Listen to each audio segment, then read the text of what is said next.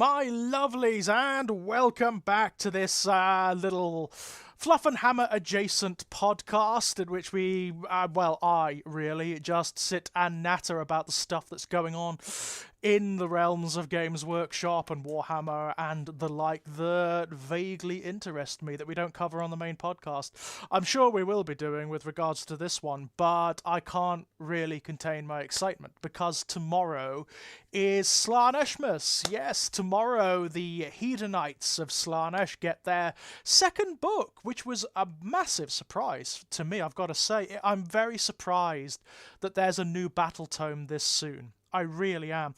The last Hedonites book came out not terribly long ago at all. Not terribly long ago at all, and is still one of the more up-to-date battle tomes in the Age of Sigmar system. I can see why they've done it, because after Broken Realms Morathai, after the revelations of that system, of that book, there has been a kind of dynamic shift for the not only for the followers of Slaanesh, but for Slaanesh itself. The god has been unleashed. The god has been reborn, I suppose, has rebirthed itself, and indeed unleashed. It's now free. It is not captive anymore in the realm of Ulgish, that sort of midway point between the realm of Heish and Ulgu, the realms of light and shadow. It's actually in the mortal realms now.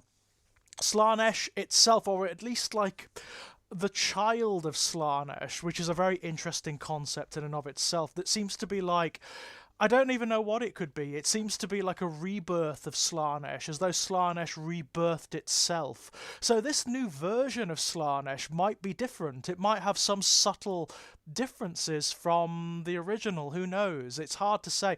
I'm sincerely hoping that the new battle tome goes deep, deep, deep into this. I want to know what's going on. I want to know what the dynamic shift is.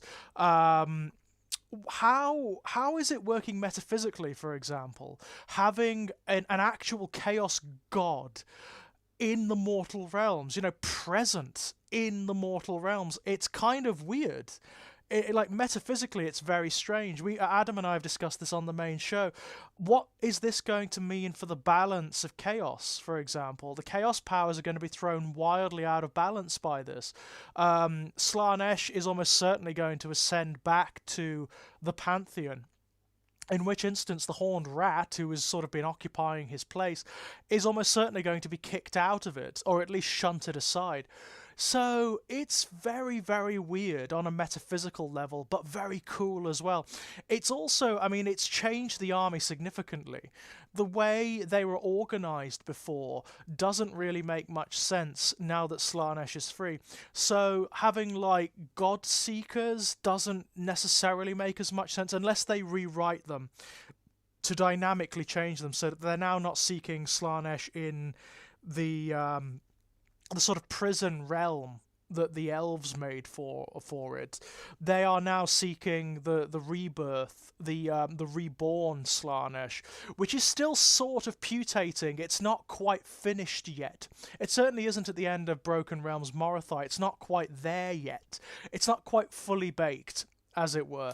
But when it is, good God, who knows what it's going to mean for the mortal realms. I imagine the elven races are going to be absolutely shitting themselves, because Slaanesh Unleashed is bad news for them. Very, very bad. All of them. Every single one of them. It doesn't matter what loyalty they occupy, whether it's the Brides of Cain, whether it's the Ideneth, whether it's the Lumineth, the Umbraneth, the Sylvaneth, it doesn't matter. They're all going to come under Slaanesh's purview, and I imagine he's going to want to devour them all over again. Morathai is almost certainly going to be in his sights after this. Just on a personal level, Slaanesh is my favourite of the Chaos powers. Unambiguously. I've got a soft spot for most of them, barring Khorne. Khorne is fine. Khorne is just the least interesting to me personally, because Khorne is so simple, psychologically, in terms of his aspects, in terms of his themes. He's very, very down the road simple, which is why he's appealing to a lot of people.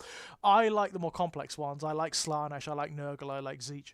Slaanesh in particular, because Slaanesh emphasizes a lot of the elements of life and of conscious being that I myself extol, that I really I find to be the most laudable and the most worthy of celebration. So Slaanesh is born of excess. Slaanesh is essentially, if you look at the historical and classically mythological influences upon this particular god, he's Dionysus, he's Bacchus, he's Aphrodite, he's all the gods of plenty, excess, pleasure, celebration, beauty, love, inspiration. All of these things are bound up within Slaanesh and then ramped up to the nth degree. So you've also got elements of Lucifer in there and of Mephistopheles and of very dark extreme powers as well, because of course everything in Slaanesh's purview does become excess. One of the most interesting things about Slaanesh in recent years is that they very subtly changed the god's dynamic. It used to be the case way back when that he was a god of excess. He was a god of desire primarily. He was pain and pleasure, he was those extremes of sensation, but he was primarily a god of desire.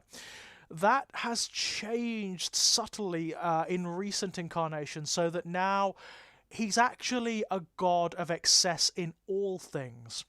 And it makes him very interesting regarding his place amongst the other chaos powers, because what it means is the others and the followers of the other chaos powers inadvertently empower him as much as they do the chaos gods that they serve, because of course excess and obsession are part and parcel of all of the other chaos powers aspects. It points out in the last Hedonites book that the other chaos powers are actually kind of afraid of Slaanesh because they know that he has the capacity to overshadow them all. He infests the realms and the arenas of the other chaos powers in ways that the others don't necessarily like, in the sense that he can manipulate their particular obsessions and the aspects that feed them and turn it to his benefit. That's how he plays the great game amongst the chaos powers, because of course he doesn't have the influence or the raw power that many of the other chaos powers does. Like he's ranked, usually he's ranked as the least of the great four. He's sort of behind Nurgle in that regard, although it is variable. Like at the very beginning of the Mortal Realms, when he was swollen on the elven souls that he'd consumed during the end times, he was the most powerful of the chaos powers. He actually overshadowed all of them. It's interesting as well. I mean, I use the pronoun he for Slaanesh, and that's because it is correct for me. Slaanesh is really interesting when it comes to pronouns and when it comes to, I suppose, gender identity, in the sense that Slaanesh always appears, he's very mutable. He appears as the perfect and most idealized form, depending on whoever is regarding him. So for someone like me, a homosexual man, he would appear as male, as the idealized male form. But he can appear as anything he wants. He can be male, female, any combination of the two, and also can appear as neither. He can appear as entities or as phenomena that are entirely apart from that spectrum. I use the pronoun he because that's what it would be for me, but you can call it whatever you like. It's an it, it's they, it's him, it's her. It's so many things all bound together. But I like the aspects of Slaanesh. For me, is one of the most legitimately divine of the chaos powers. I like the fact that he represents pleasure. I like the fact that he represents indulgence and enjoyment and things like excess in all things. I mean, the way Slaanesh has subtly shifted over recent years is that they've used the 7 deadly sins to represent him. So if you look at the circles of Slaanesh in Slaanesh's realm, Slaanesh's palace is surrounded by 6 concentric circles, and each one of them is a realm in and of itself, and each one is dedicated to one of the 7 deadly sins, all of which are part of Slaanesh's purview. One of the things I love about Slaanesh worship is the fact that it's obvious why someone would want to worship Slaanesh, and it's obvious how easily you could fall into Slaanesh worship. However, it's not always necessarily the case that it's just like, it's just people who just celebrate pleasure. It's not just libertines and cyberites who fall into Slaanesh worship. It can be quite subtle. So a lot of the people who end up in Slaaneshi cults, for example, in the civilized world, don't realize that that's what's happening. Initially, they become parts of artistic circles or of librariums where they discuss literature, or they become parts of little fraternities that sample exotic kinds of food, for example, and slowly but surely that becomes more obsessive and more extreme. And that's where Slaanesh starts to influence the minds and the souls of those involved. That's the way in. That's the subtlety of it. You can start with something very, very innocent with Slaanesh, and it slowly and insidiously swells and becomes more extreme, more overt, until it takes you over. That's what Slaanesh is. Slaanesh is like addiction. Slaanesh is like addiction. It's like drug addiction, When you eventually fall to Slaanesh worship, and a lot of his followers, like Zeech, they're not consciously followers of Slaanesh. They just so happen to operate in certain ways or have fallen into obsessive lifestyles that happen to coincide with Slaanesh's aspects, That's true for Zigfold, for example.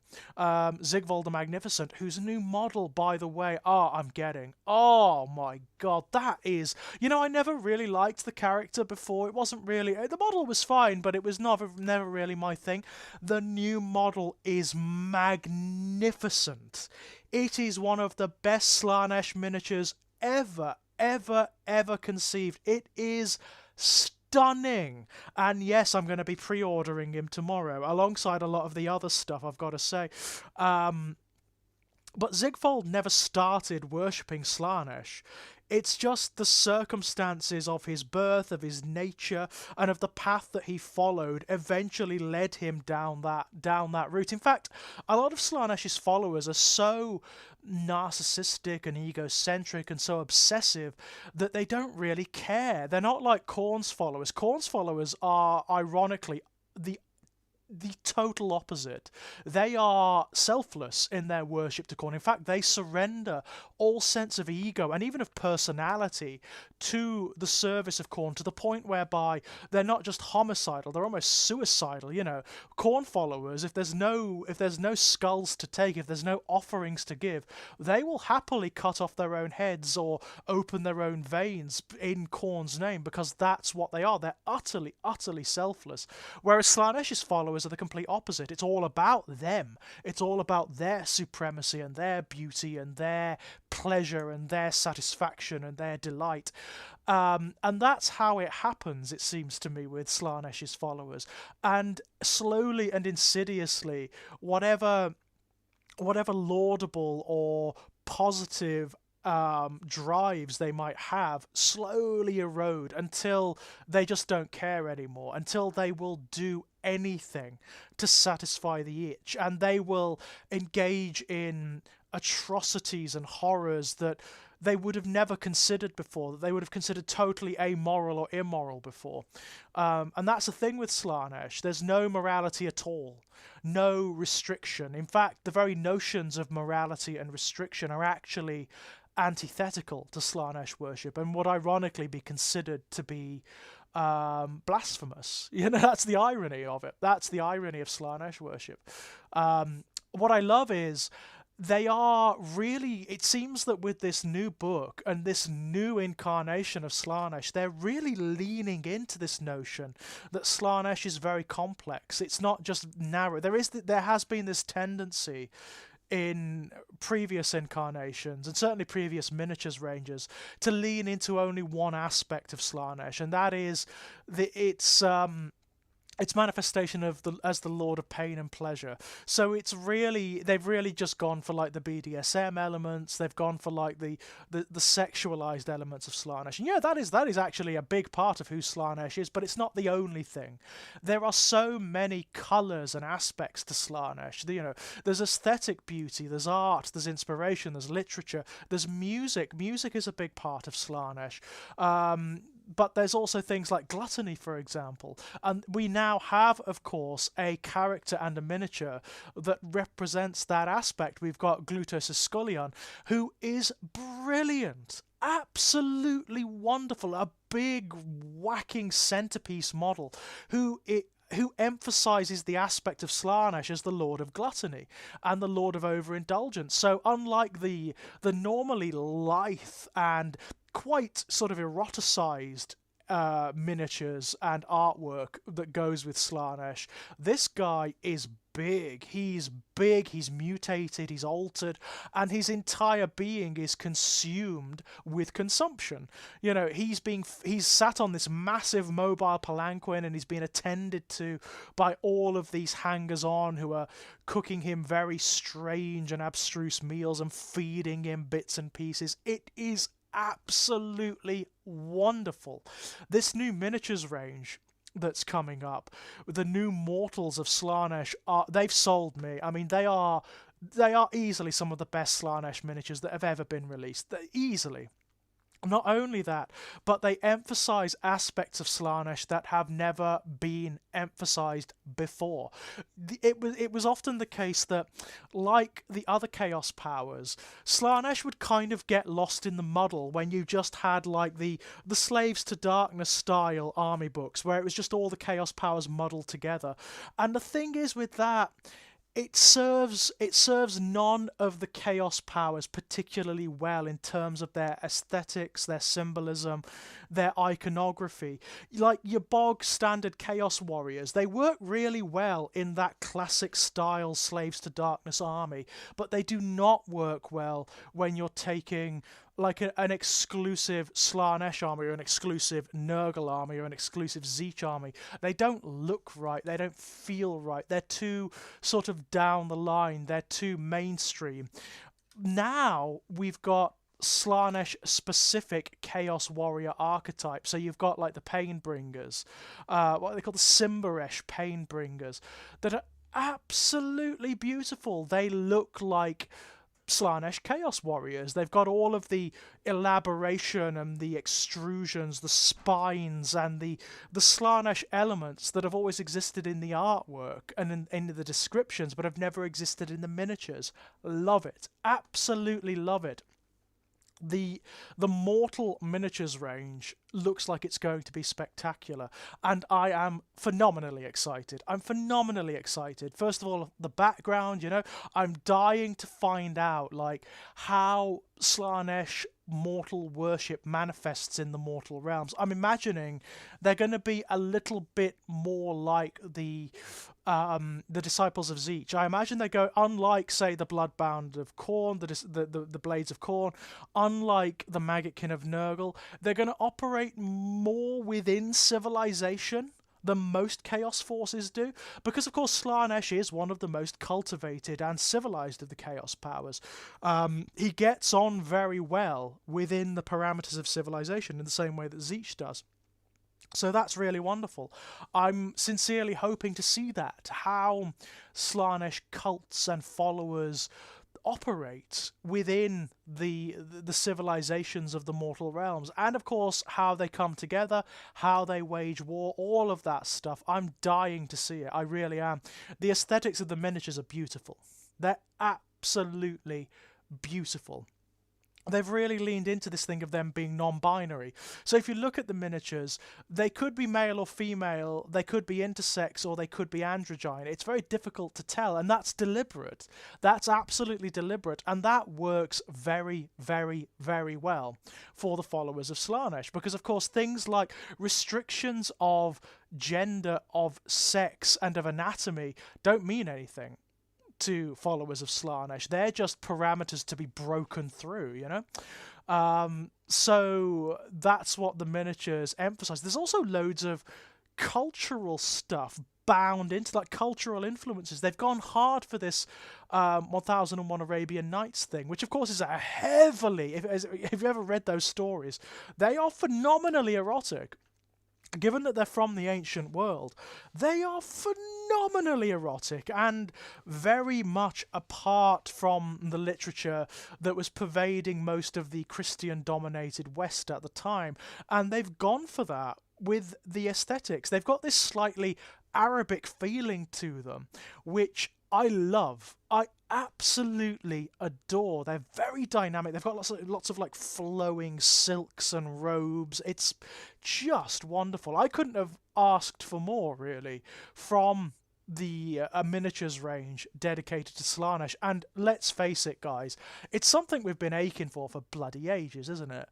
It really is. There was even that period, which I'm sure all of you followers of the Fluffenhammer remember, when like Adam and I were talking about the pervasive assumption that Games Workshop were going to be squatting Slaanesh. We're going to be like allowing Slaanesh to fade into the background for one reason or another. Of course, that isn't happening. I mean, we've got Slaanesh has been in the ascendant over the last couple of years, and it looks like that's going to continue. I mean, they've gone hard with this miniatures range. They really have. I've seen people who are not interested in AOS, who are maybe more 40k players. I've seen people who are not that interested, haven't been interested in Slaanesh up to this point, just throwing up their hands and going, "God damn you, Games Workshop! You know, you have done it again. Just you know what? Just give me your bank details, and I will link my bank account to yours, so all of my money just goes into Games Workshop's coffers." Because it's one of those miniatures ranges that looks like it's going to be another step up. It looks like it's going to be one of those miniatures ranges that kind of changes the state of play a little bit. They are beautiful. The mortal followers of Slaanesh are absolutely astounding, and they flipped me. I mean, I am more of a 40k player. I like the background of 40k. I like that science fiction grimdark thing that's going on. But I'm telling you, I'm going hard for these guys. I should rephrase that, shouldn't I? Given that this is Slaanesh, I should absolutely rephrase that. Yeah, Slaanesh is a chaos god I could really get behind, and it just goes on. It just goes on. No. Yeah, I am getting a box of everything. If there's a big box set on pre-order tomorrow that's got everything with it, I'm having that. I am absolutely having that, I can tell you. Because it's what I've been waiting for. It really is. My only hope is that it carries over. I want it to carry over into 40k. You know, we've had suggestions and hints of a Slaanesh range coming at some point, and they've got to do it. God damn, they've got to do it in 40k. Where are our Emperor's Children? Where's Fulgrim? Where are our new Noise Marines? God damn it, where are our Noise Marines? You know, it's got to be done. And the advent of Ninth Ed is, of course, a perfect excuse to do it. As we discussed on the last Fluffenhammer when we were talking about the Death Guard, I've no doubt that the Emperor's Children will not feature in the core Chaos Space Marine Codex this time. I don't think they're even going to be a supplement for it. I think they're going to be their own codex. Fingers crossed. Come on, guys. Noise Marines, Slaanesh-specific Terminators, the Phoenix Guard. Come on! Give us a new Lucius the Eternal. Come on, maybe even Eidolon, you know, maybe we could have a miniature of Eidolon at last. Come on, we've got to have this. We've got to have an Emperor's Children Codex at some point. It would be a waste not to. It would be a total waste not to. Especially since AOS has got so much beautiful stuff for Slaanesh out there now. Anywho, yeah, I'm just rampantly excited for this one. I really am. I cannot wait. I'm going to be like... I'm just going to be on tenterhooks tomorrow. Just pre-order everything. Click, click, click. I cannot wait. Cannot wait, my loves. And I suppose when we come back next time, we're going to be having a good old look at the new Hedonites of Slaanesh. So, until then, my dears, bye-bye.